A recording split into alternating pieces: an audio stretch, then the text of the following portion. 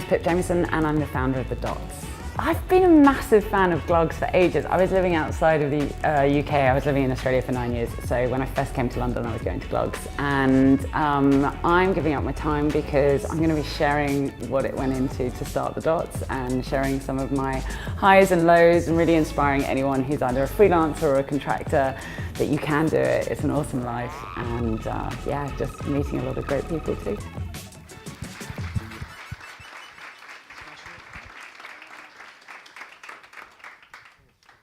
Hey, my name's Pip. Nice to see you all. Oh, I'm a little nervous, actually. It's been a big week. So, really quick question. Who's actually heard of The Dots before tonight? Yeah? Oh, my God. All right. That's amazing. We're baby new. We're just over a year old here in the UK, and I guess I wanted to tell you a bit about The Dots, and I guess where I started it, and microphone, fine, sorry. Just want to tell you a bit about The Dots, and I guess why I started the platform to begin with, and a bit about my journey and how it all came about, and the things that we've got coming up.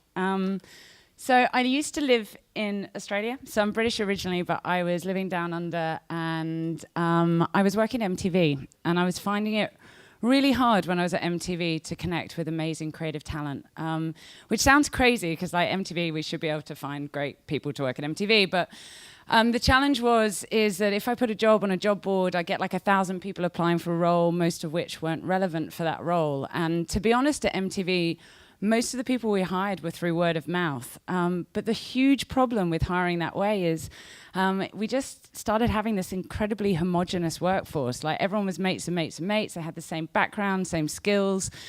And there just wasn't this fresh injection of ideas and talent coming through the business. And so I was trying to use LinkedIn to find creatives, and it just wasn't working, and it just felt really corporate. And the biggest problem I had with LinkedIn is it was a closed network, and we were looking for the best of the best. And I could really only, I had to connect with loads of people before I could see their profile. And so I literally started the platform out of sheer frustration on finding great people to collaborate with. So I guess the easiest way to describe it is a bit like LinkedIn for the creative industries, except I keep getting told off for using that phrase. This is kind of where we see ourselves sitting in terms of the ecosystem right now. So I guess we do three things. We help creators promote themselves online. We help them network and collaborate. But I guess what I'm most passionate about is actually helping people connect to jobs, but not just like work that you want to do. I mean, work that you have to do, work that you actually want to do.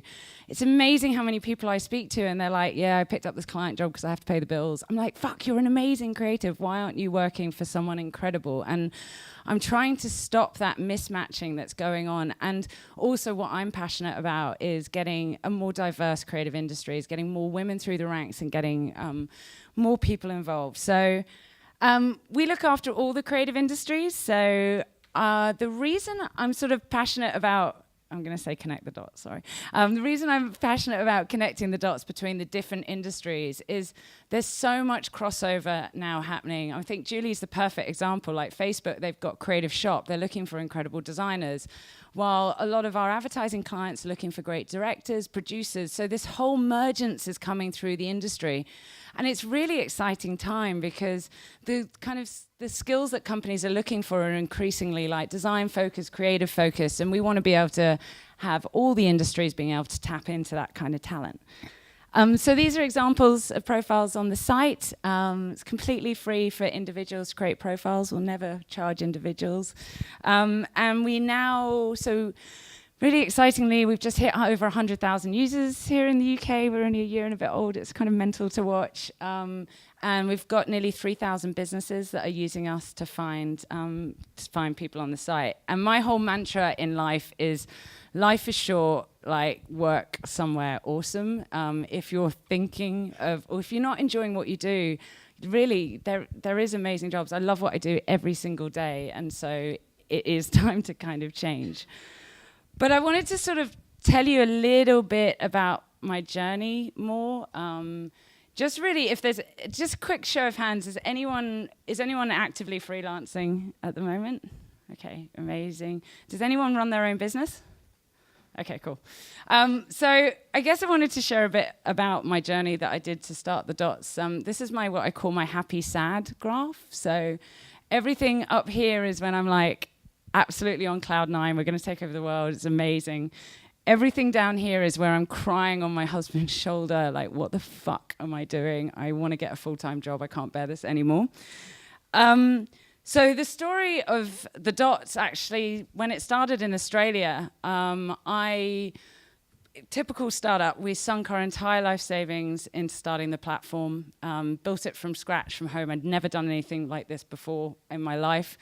And this was going back nearly 5 years ago. To an outsider's perspective in Australia, we were this amazing success story. We had growth, community growth from the beginning. We were making money. It was all fine. The reality, I guess, of what I've been through is this. And this is my roller coaster emotional. I can see Leanne, who's worked with me for like 4.5 years, giggling her head off because she's seen me in these states down here.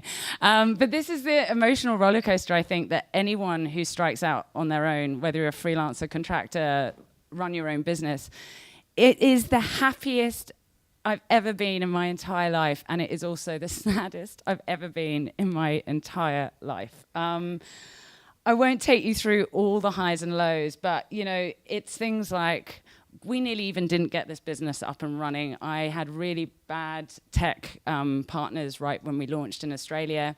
I spent 9 months working on this project. MTV doesn't pay that well, so we didn't exactly have that much savings. I was living off complete tin tuna, and 9 months into the project, we realized the product was not even going to be built. So right at the beginning, I literally was like, we had to part ways with the developers and start completely from scratch, and it sort of went from there. But then there's massive highs, like in Australia, we were doing over 1/3 of LinkedIn's traffic, which is kind of bonkers considering the Australian creative community is only 300,000 people, while LinkedIn is, there's 20 million people that could be on LinkedIn. We got to the point when over 67% of the entire creative industries in Australia were using the site. And what was most amazing is we connected over 120,000 people with either a freelance opportunity or a job opportunity. And that's kind of like the real highs. My biggest nightmare, this kind of crazy low down here, came about 2 years ago where I moved to London to start my business here. And my business partner got married, had a baby, and he was like, you know what, Pip, this is really hard. I don't want to expand internationally. So my passion was international expansion. He was, probably sensibly happy with just having a great business in Australia. And I don't know if anyone in this room has gone through what I went through, but when two business partners want to take a business in different directions, it's really, really, really tough.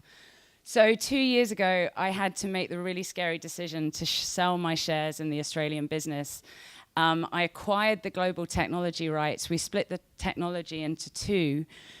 We rebranded, so in Australia it's called The Loop, here it's called The Dots, and they operate as completely separate businesses. I ended up then investing everything I made from what I earned in Australia into the business here in London. My poor husband, that 4 years I spent making money is all gone again. I seed funded everything. My husband asked me recently how much money we've got left in a bank account in Australia, and I'm too scared to tell him. So basically not much, nothing. Our first year we launched September 2014, and it was complete bootstrap because it's everything I had. And it was just 3 of us, and went from a startup to a scale up, back to a startup again. And we started getting traction over here through sheer grunt work. I've never had so many meetings in my entire life. And things started sort of kicking off, and just before Christmas, we closed an investment round led by Sir John Hegarty, who's also come on board as chairman of our board, and he's just amazing.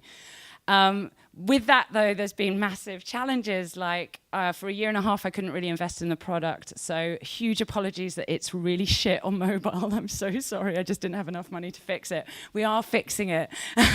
No one look at it on your mobile right now. Please, I'm so sorry. But it's so lovely now to get back into that place where, we can now expand. And so I guess I'm back in my happy place, very much so. I'm really lucky that I have the most supportive husband, and it's mad when you're doing a journey like this. I mean, I work 6 days a week, 12 hours a day. It's mental. I have a husband who's a freelancer. He works part-time. He looks after our houseboat, Horace, which is on the Regent's Canal, which is where we started the Dots. It's super cheap way to live, by the way.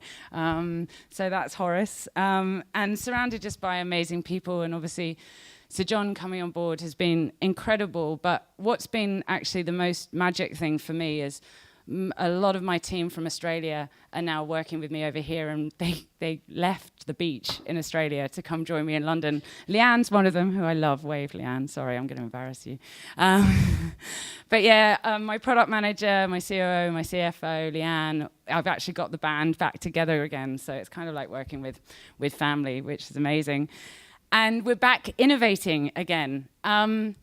The scariest thing is everyone talks about agile. Who works on websites here?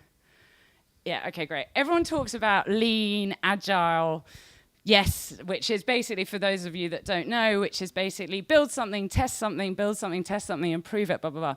No one really talks about what happens when you've been agile for 4.5 years. And the challenge with that is after 4.5 years of building stuff, testing it, taking it out, building stuff, testing it, the site is a bit like spaghetti. So if you change something over here, everything else changes over here. So we've had to take the really scary decision that we're currently going through a massive overhaul. We're recoding the entire back end and the front end. Firstly, to make it mobile responsive, but also, when we started the site in Australia, it was totally innovative at the time, but it's now like jumping ahead again. So we're doing crazy shit like, how do we reinvent the portfolio?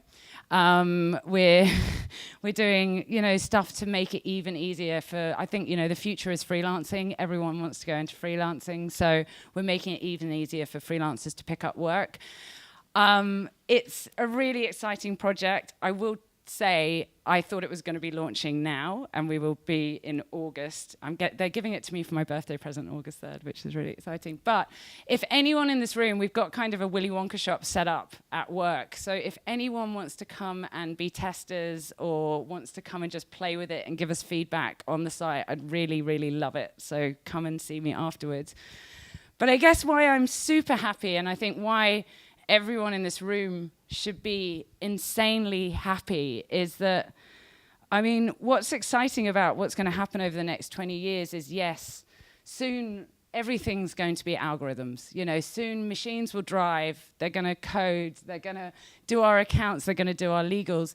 Over the next 10, 20 years, we're going to see whole professions disappearing: accounting, legal, finance. The last thing that can be automated is creativity. And so the value of creativity over the next sort of 10, 20 years is just going to go up and up and up. This is the only industry that thrived during the recession. And what's amazing is everyone in this room, you guys have got jobs for lives if you want them. And that makes me really excited to be part of that. And everyone should just understand their value and realize that your value is growing, and don't underestimate what you bring to companies, because there are so many companies that realize this, and they're desperate for designers. They're desperate for design thinking. And if you can bring that to businesses, that's brilliant. So we're going to take over the world. All right. There you go.